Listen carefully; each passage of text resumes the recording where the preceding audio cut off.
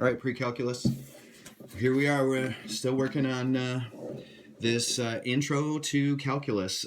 There are two big, massive problems coming your way. I've been threatening. Today is not one of them. I think today will go pretty quick. I don't think it's that bad, but give me some good focus here because, again, you're kind of learning the language of calculus. So there are some properties and things you have to be able to use and do, and we're kind of easing you in here so that these limits make sense.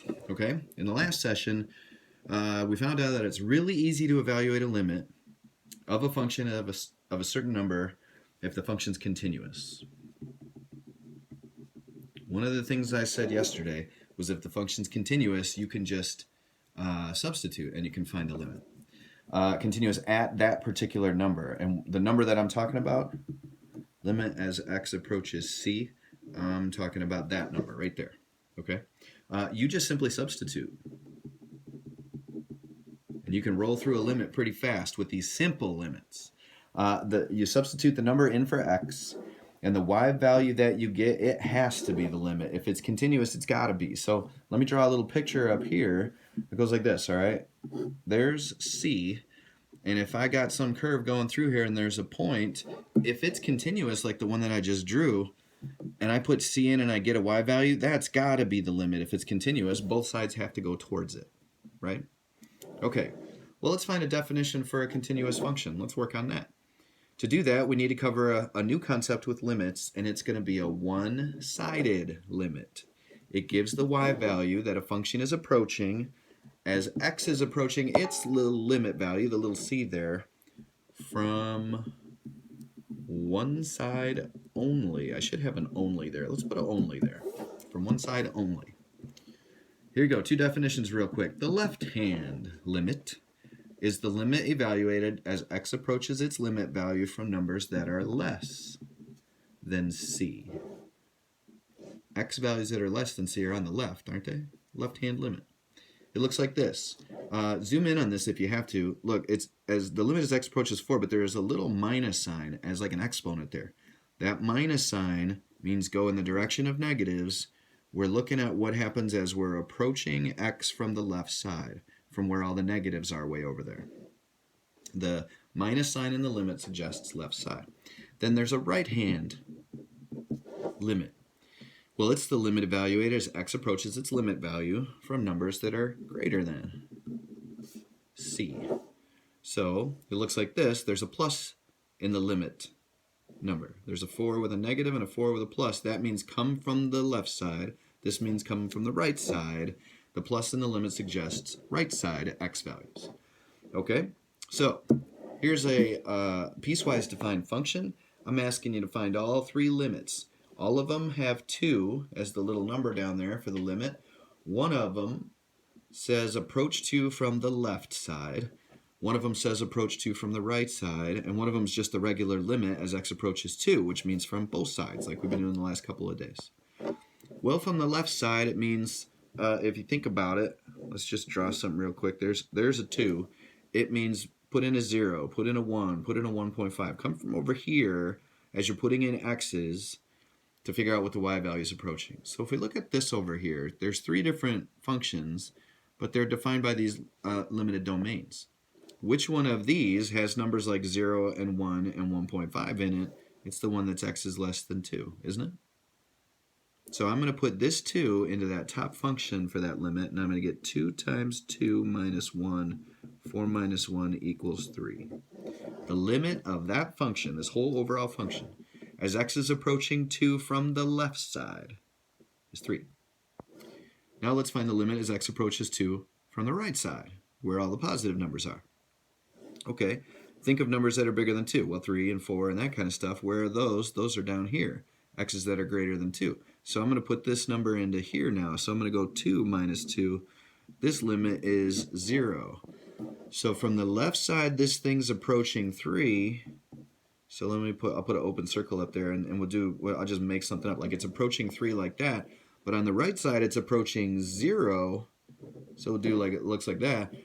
That's not a continuous function. It's approaching 2 different numbers from 2 different sides. You see what I mean? So this limit does not exist because we learned over the last couple of days that if it's not the same from both sides, limit don't exist. Make sense? Well, you can't tell me. This is a video. I'm moving on. Thanks, bitch. I don't know why you just rolled your eyes at me. I don't think that's nice. I don't roll my eyes at you. I'm really nice and supportive of you guys. Anyway, there are 4 reasons a graph would not be continuous at a number. And the number I mean is like an x value number, right? So like the limit as x approaches c. That's an x value number. That's the one I'm talking about where a graph would be continuous. Okay? There are 4 reasons it would not be continuous. 1, the number c isn't in the domain.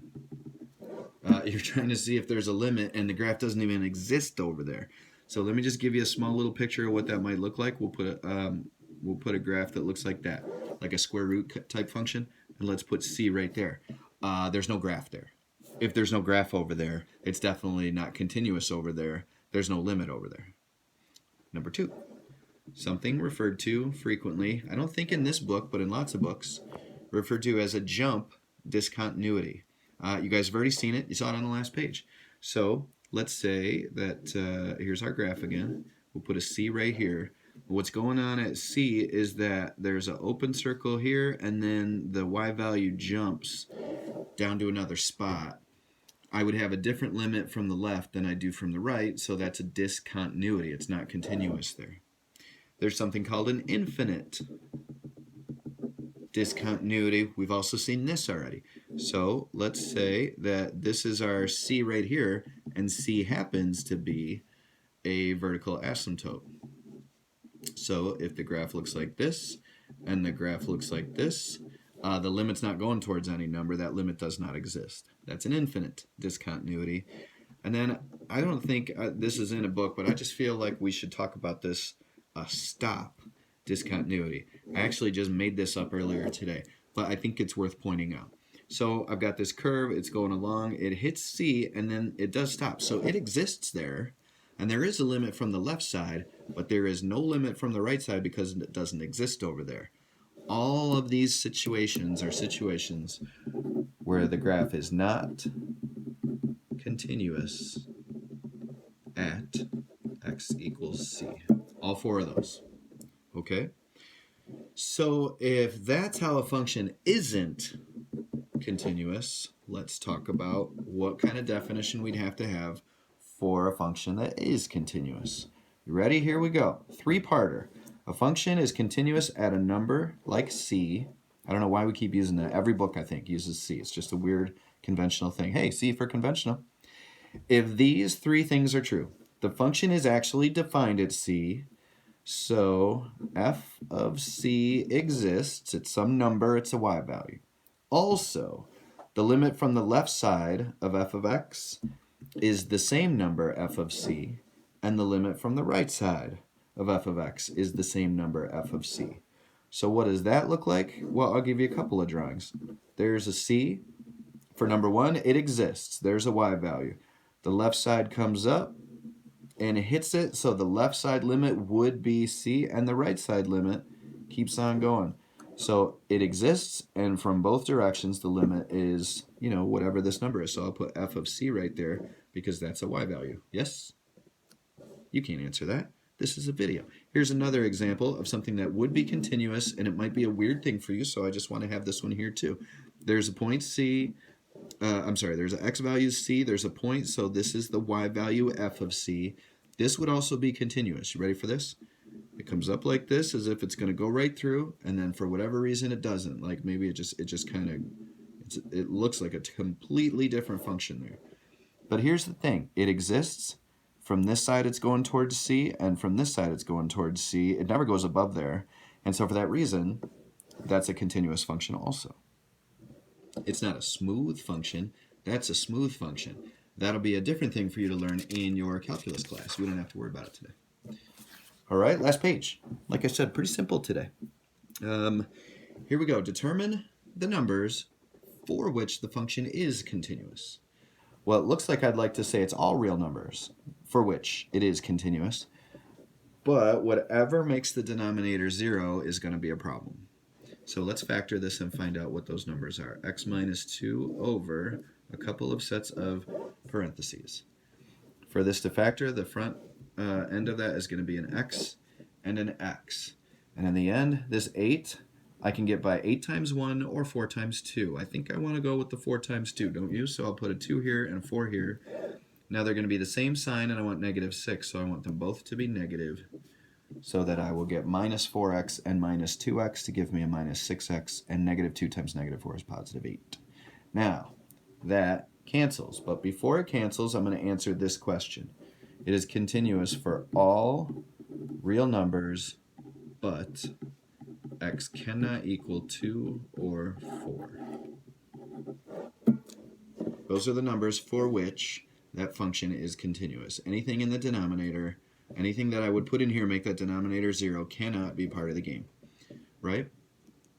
Now, if this cancels, this looks like 1 over x minus 4, doesn't it? So the 2 isn't a vertical asymptote. The 2 is a whole, and 4 is a vertical asymptote. Does that make these different? Okay. Now I want to find the limit as x approaches 2 of this function. I want to find the limit as x approaches 4 of this function. Now, this isn't the definition of continuous. I'm going back to yesterday and just looking for the limit.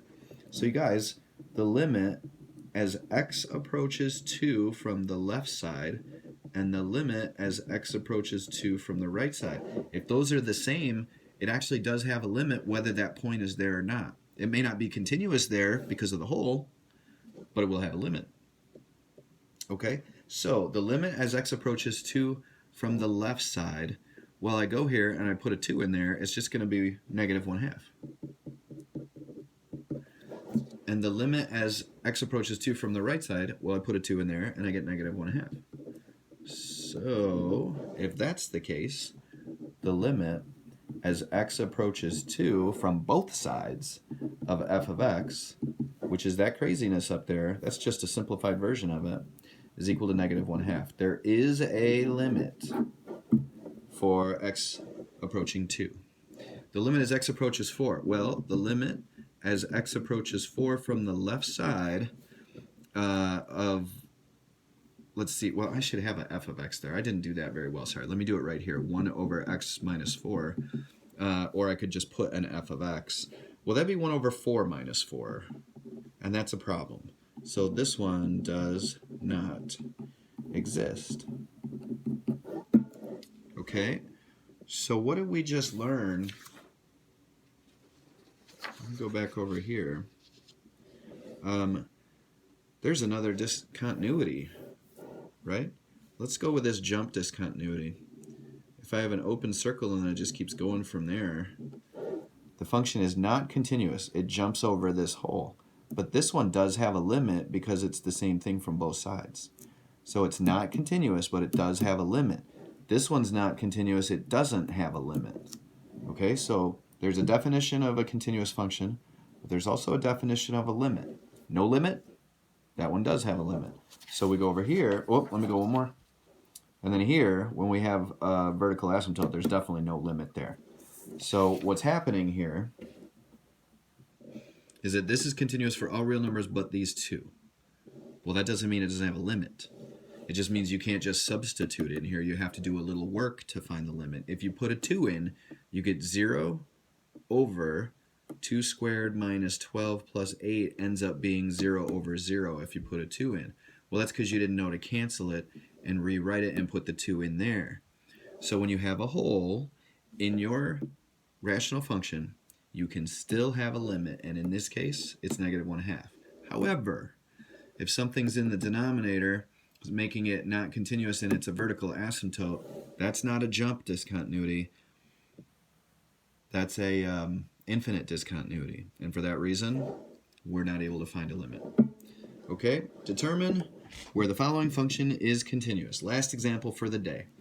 Obviously, well, look, we got x squared, so we got part of it's a parabola, part of it's a line, and the other part of it's a line. Obviously, it will be continuous for all values from, well, let's see what we're working with here.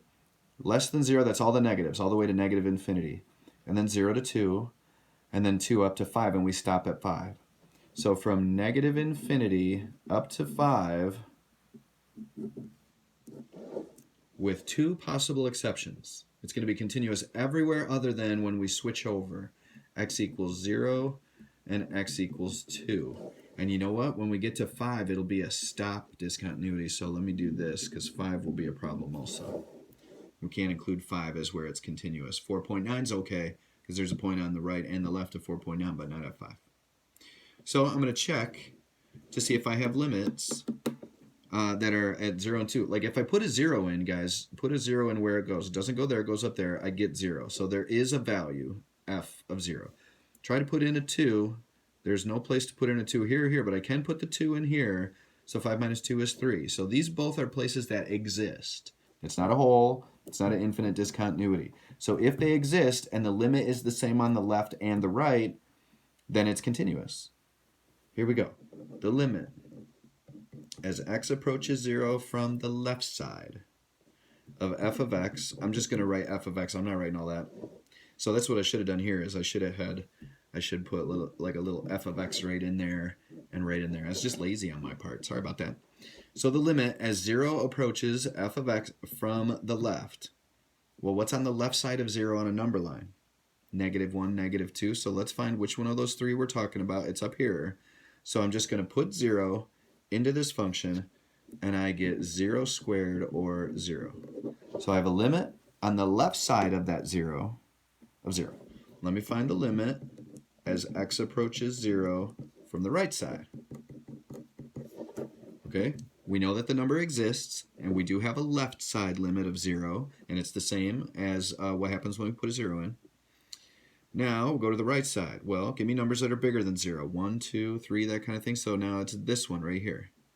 So I'm going to put 0 in here, and I go 0 plus 1 is equal to 1. Okay, now we have a problem. We have, if I put 0 in, I get 0. If we take the limit on the left side, I also get 0. But if we take the limit on the right side, I don't get 0. I get something else. What does that mean to me?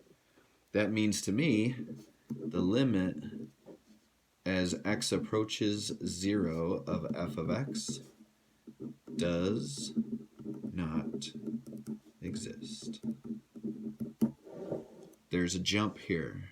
If there's a jump, it's not continuous at x equals 0. It's continuous at all of these, but not 0. So now let's check 2. The limit as x approaches 2 from the left side. So let me think of numbers that are left of 2 on a number line, like 1. So I'm going to go up here. I'm going to find out where 1 is. 1's in here. So I'm going to put my number into x plus 1. So that's my number 2. I'm going to go 2 plus 1 is equal to 3. From the left side, it's equal to 3. Let me look at the limit as x approaches 2 from the right side. Okay, what numbers are on the right side of 2? Like 3 and 4. So let me go find where 3 and 4 are. They're right here. So I'm going in this expression this time. 5 minus 2. And 5 minus 2, hey, look at that, is also 3. And by the way, if I go find f of 2, where am I equal to 2? It's right there. 5 minus 2 is 3. Okay? So the limit as x approaches 2, the overall limit of f of x does exist, and it's 3. So look, I'm looking at where is this continuous. Let me go back 2 pages in the notes. Where's it at? Sorry, the last page of notes. Okay, you ready for this? A function is continuous if you're good to go when you put the number in, and it's the same limit on both sides. So you put the number in and you get a value, and from the left side and from the right side, it's the exact same. It is continuous. So with that in mind, let's look at what happened here. When I tried to put 0 in, I got 2 different limits. That means it's not continuous at x equals 0. But down here, though, I put a 2 in to the function, I got a 3. I go the left-hand limit, I get a 3. And I go the right-hand limit, I got a 3. This actually fits that definition. So this graph is continuous at 3. It's not continuous at 0. So here we go. I'm going to answer the question. Determine where the function is continuous. Where is the function continuous? Here's my answer.